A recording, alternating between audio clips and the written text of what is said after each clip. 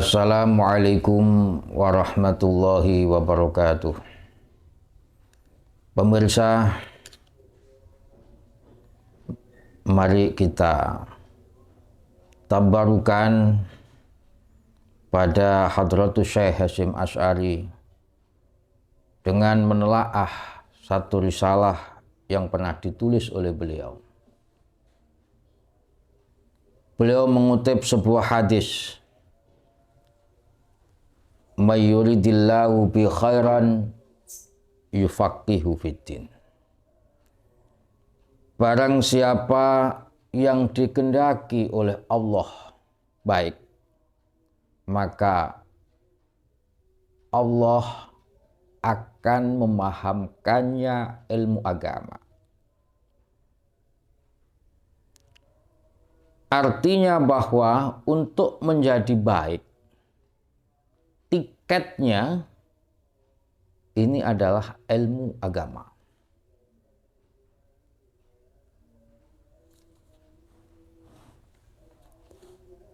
Sulit orang ingin dekat dengan Allah Ta'ala tanpa dibimbing, tanpa dipandu oleh ilmu. Itu sulit. Coba beribadah perlu dipandu oleh ilmu. Dalam bermuamalah juga perlu dipandu, dibimbing oleh ilmu. Dalam munakahah juga perlu dibimbing, dipandu oleh ilmu. Nah, itu sebabnya Nabi kita Muhammad Shallallahu Alaihi Wasallam bersabda sebagaimana tadi. Tujuan akhir daripada ilmu, kata Hadratus Syekh, adalah al-amalu bihi. Wa ghayatul ilmi al-amalu bihi.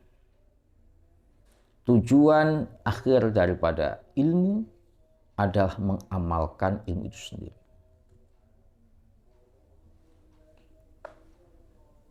Nah, kita tidak perlu ragu dengan ilmu ini. Nah, jangan dibayang-bayangi oleh kemiskinan. Jangan dibayang-bayangi oleh hidup yang suram ketika kita akan fokus belajar agama.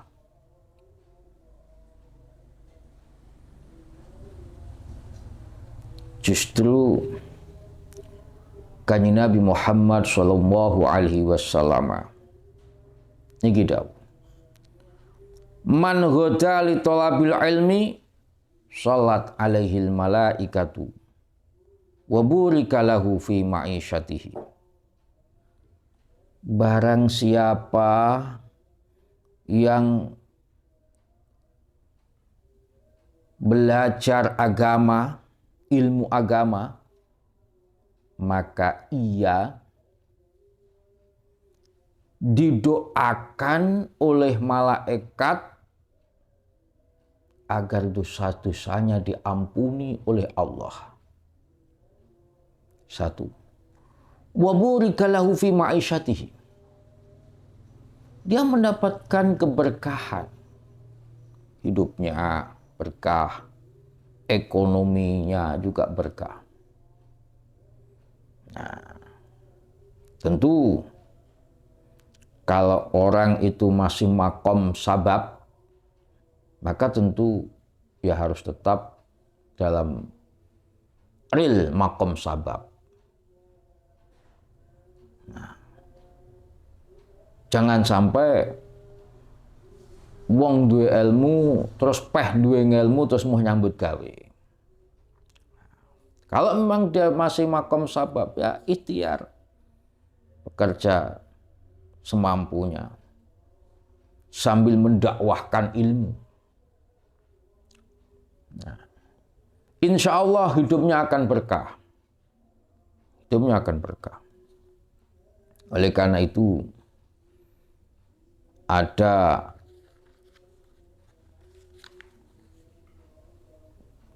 dawuh dari Kanjeng Nabi yang pernah dirilis oleh seorang ulama besar ahli fikih yang bernama Qadhi Husain. Man ahabbal ilma wal ulama lam tuktab alaihi khati'atuhu ayyama hayatihi. Barang siapa yang mencintai ilmu dan ulama, maka sepanjang hidupnya tidak tercatat kesalahan-kesalahan kecilnya. Kesalahan-kesalahan kecilnya tidak tercatat oleh Allah Ta'ala sepanjang hidupnya. Ini orang yang mencintai ilmu dan ulama. Jadi, percayalah, yakinlah bahwa mencintai ilmu, mencintai ulama akan berujung pada sebuah keberkahan hidupnya. Dulu ada seorang yang bernama Muhammad. Dia adalah karyawan tekstil. Spesialisnya adalah Al-Ghazzal sebagai pemintal benang. Dia selalu menyempatkan di waktu kosongnya untuk belajar ilmu pada ulama pada zamannya. Nah, karena kecintaannya terhadap ilmu dan ulama pada zamannya, sampai lahir sebuah doa yang tulus dari hati. Ya Allah, semoga dua anakku yang bernama Muhammad, yang kelak bernama Abu Hamid Al-Ghazali, yang satu adalah Ahmad, menjadi ahli-ahli ilmu.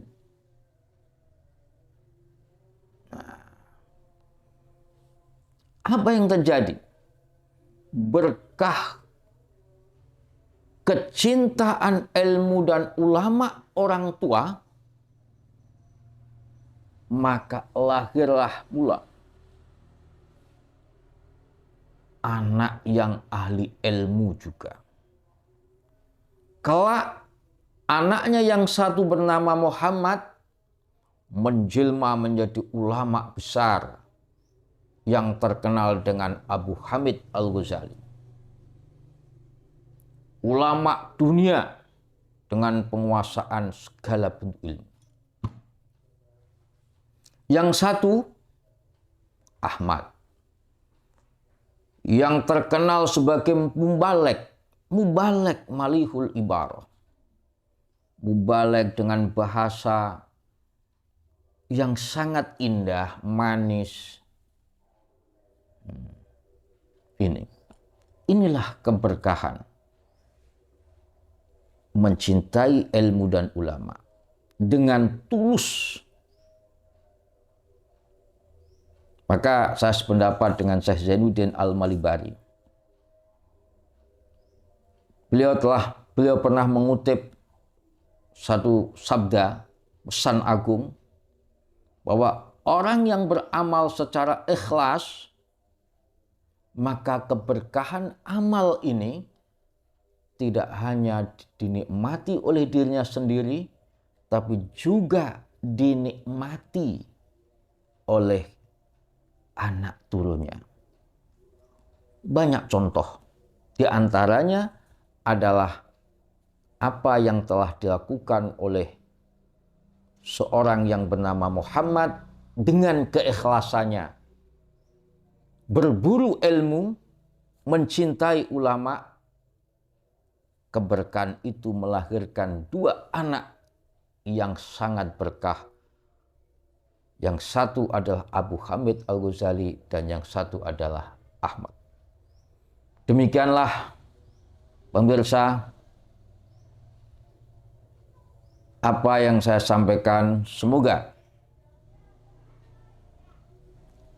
ini cukup menjadi inspirasi bagi kita untuk beramal yang ikhlas, mencintai ilmu dan ulama secara tulus. Insya Allah keberkahan akan diturunkan oleh Allah untuk kita dan anak cucu kita. Semoga. Wallahul muwaffiq ila aqwamit thoriq. Wassalamualaikum warahmatullahi wabarakatuh.